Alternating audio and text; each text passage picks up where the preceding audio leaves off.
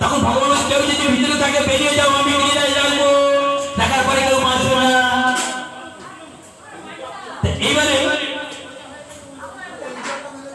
মাধবী চুপচাপ আছে, অদৃশ্য হয়ে দাঁড়িয়ে রয়েছে। তখন ভগবান জানে দেবী, আরে বেহরি সুন্দর তখনই মানে তব বিকাল তখন বলেছিস না, এখনো বলেছিস। যখন এই কথা বলেছে মাধবী চেতনা পেয়েছে। যখন চেতনা পেয়েছে মাধবী ছুটে গিয়ে ভগবানের চরণ ধরেছে, ক্ষমা ক্ষমা ক্ষমা, হে প্রভু আমি বড় বড় অপরাধী, প্রশ্ন থাকবে না। হে প্রভু এত বড় অপরাধী, এত বড় দণ্ড তুমি দিও না।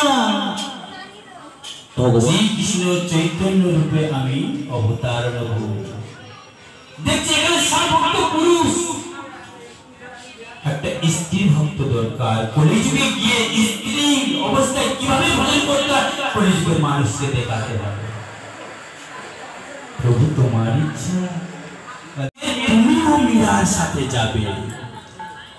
যে রাধা রানীর প্যারে সখী অষ্টসখী একসাথে সখী হচ্ছে গিয়ে চম্পকলতা। কলিযুগে মীরার সম্পূর্ণ জীবন ছিল গুজরার ঘরে জন্ম হবে।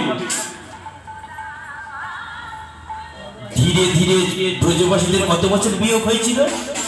100 বছর, তাই না? ভগবান দুদিনের নাম করে